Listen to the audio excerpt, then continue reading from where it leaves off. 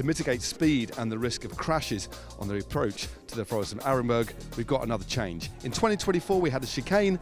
This time in 2025 we have a more traditional approach, more in keeping with Paris-Roubaix, I think, on a personal level. So normally we thunder down this road to Arenberg. You can just see the bridge in the distance there, but on this occasion we're going to swing a hard left with about 600 metres to go into the aptly titled Avenue de Arenberg, which takes us into the quite iconic shadow of the mine itself, before we swing right and follow a road that runs parallel to the mine shaft before taking in another sector, which I'll show you now. Following on from the left-right into this back road, do you see the coffee's chaps just baz around this corner? Salut! Merci beaucoup! They run parallel to the mine. This part here is slightly losing elevation, slightly downhill, brand new tarmac, and then if you follow me along here, this corner to the left is where they're really going to lose that speed. They swing a hard left, cross over the railway, and then they enter the Forest of Arenberg. It certainly won't be anywhere near as slow as we saw last year with that sort of fake deviation, as it were, that fake chicane, but I estimate they'll still be hitting the Forest of Arenberg at a far safer and more race-like 40 kilometres an hour approximately.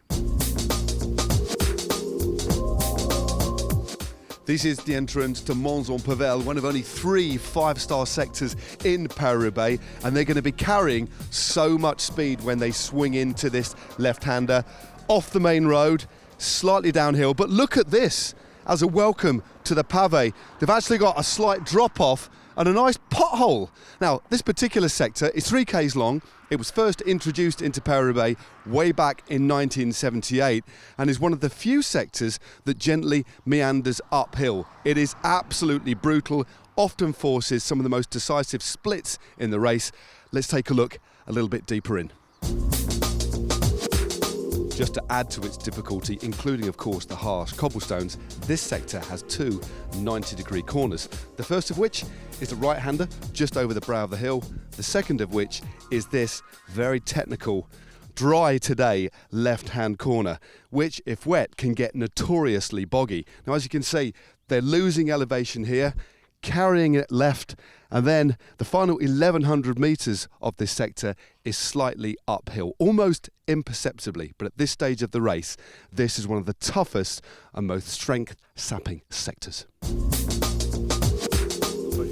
The Carrefour de l'Arbre is the last of our 5-star sectors in Paris-Roubaix, but it's within its 2.1 kilometre length that we see some of the most hellish and brutal cobbles of the entire race. And given what the road's already been through, given the punishment that they've sustained and its close proximity to Roubaix, means that this particular section could be crucial, especially if there's only a small group left at the end. Now this particular section here, with this big crown heading towards the left-hander, which takes us to the end of the sector opposite the cafe, is where the cobbles are at their worst. Just take a look at this. It is absolutely nuts. On this particular sector, rods will be fighting for either side, but if they need to deviate, they have to cross over onto this crown, and I tell you what, it's absolute chaos. Can you just imagine riding a bike over this?